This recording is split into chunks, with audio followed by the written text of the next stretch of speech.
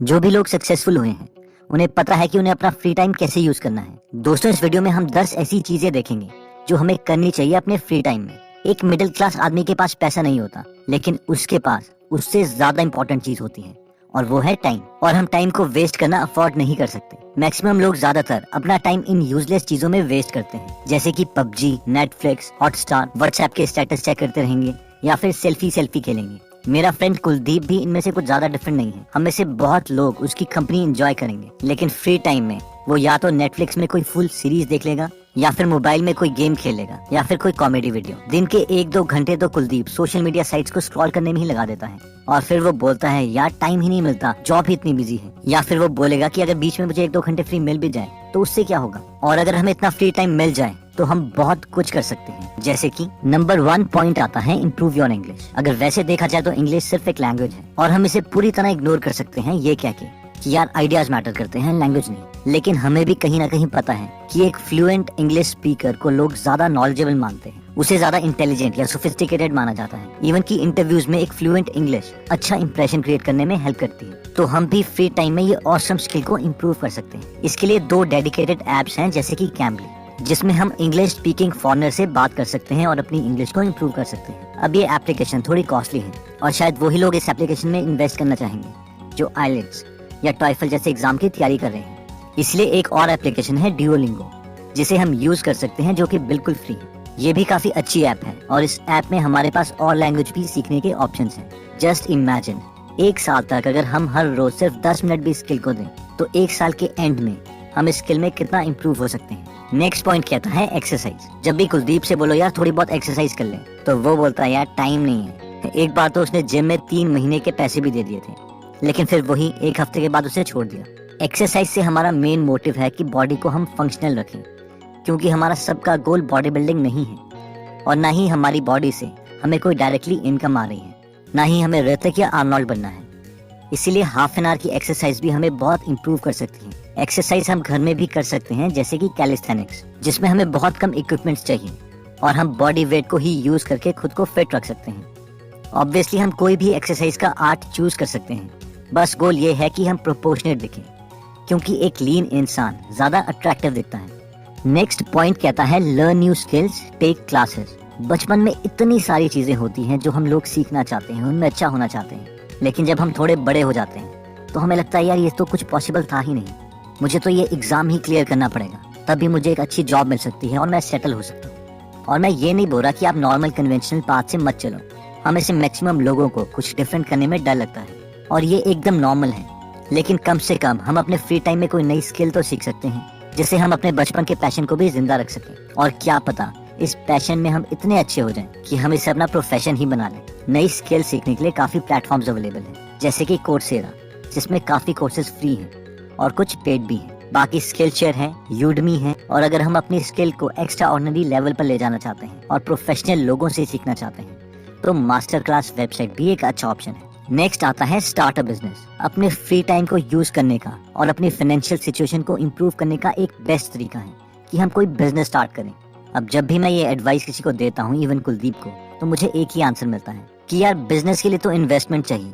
यार पहले तो एक बात सुनो, दुनिया में 2200 के करीब बिलियनियर्स हैं, यानी जिन लोगों के पास 7,000 करोड़ रुपए से ज्यादा की नेटवर्थ है। इन 2200 लोगों में से मैक्सिमम लोग सेल्फ मेड बिलियनियर्स हैं, यानी इन्हें पैसा अपने पेरेंट्स से या दादा परदादा से नहीं मिला। और अगर ये स्टेटमेंट ट्रू है तो ये तो गारंटी है कि एक नॉर्मल इंसान बिना इन्वेस्टमेंट के पैसे कमा सकता है। अब सिर्फ हमें पता ये करना है कि ये होगा कैसे। आजकल इंटरनेट वर्ल्ड में बहुत सारी अपॉर्चुनिटीज हैं। एक इंट्रोवर्टेड इंसान अपने लैपटॉप के जरिए लाखों कमा सकता है। जस्ट इमेजिन, ये अपॉर्चुनिटी हमारे पेरेंट्स के पास नहीं थी। उनके टाइम बिजनेस करना एक टफ चीज थी। अगर उनके टाइम में एक एम्प्लॉय भी हायर करना हो तो उन्हें पहले पैम्पलेट छपवाना पड़ता था, फिर उन्हें गलियों में चिपकाना पड़ता था, इंटरव्यू रूम अरेंज करना पड़ता था, इंटरव्यू लेना पड़ता था, और उसके बावजूद एक लोकल एवरेज स्केल वाला इंसान ही मिलता था।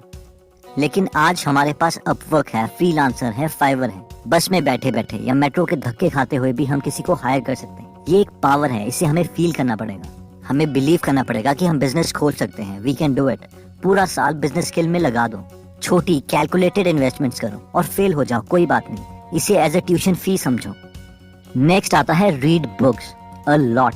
जब भी किसी को एडवाइस दो बुक्स रीड करने के लिए तो वो सोचते हैं शायद उनके एकेडमिक बुक्स की बात हो रही है, या फिर उन्हें वो बुक्स महंगी लगती है। पता नहीं लोग बुक्स को महंगा कैसे बोल सकते हैं। इससे सस्ती चीज आपको नहीं मिल सकती। आप क्यों सोचते हो कि 300-400 रुपए में एक बिलियनर आदमी आपको अपनी लाइफ के एक्सपीरियंसेस देगा। इन हाई स्किल्स लोगों ने जो बुक्स लिखी है, ये हम पर एहसान है कि इन लोगों ने बुक्स लिखने में इतना टाइम इन्वेस्ट किया।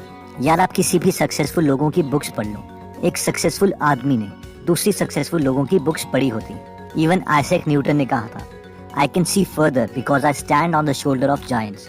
यानी मैंने अपने से पहले आए हुए लोगों का काम स्टडी किया है, इसलिए दोबारा से व्हील को रीइन्वेंट मत करो। कोई भी नया आइडिया पुराने सक्सेसफुल लोगों के आइडियाज को पढ़ने से ही बनता है। इसलिए read a lot, learn from successful people. अब हमें पता है कि कई लोगों को इंग्लिश में थोड़ी प्रॉब्लम है या टाइम की कमी है, इसलिए हमने गीगल ऐप बनाई है जहाँ पर आप हिंदी में फ्री में बुक समरी सुन सकते हैं। हम हर एक समरी को ऐसे ही पोस्ट नहीं करते। एक बुक समरी हमारे लिए बहुत इंपॉर्टेंट है, इसलिए उसे बहुत सिंप्लीफाई करके नॉलेज से पैक करके पोस्ट किया जाता है। नेक्स्ट आता है मेडिटेट। लोगों को लगता है कि मेडिटेशन तो साधुओं का काम है, मॉडर्न वर्ल्ड में इसकी क्या जरूरत। लेकिन मेडिटेशन से हमारा फोकस इंक्रीज होता है, मेमोरी इंप्रूव होती है, इवन की माइग्रेन और बाकी बीमारियां नहीं होती। और मैं ये ऐसे नहीं बोल रहा, ये सब आज की मॉडर्न रिसर्च के कंक्लूजन्स हैं। मेडिटेशन के लिए 2 बेस्ट एप्लीकेशंस हैं, हेडस्पेस और काम।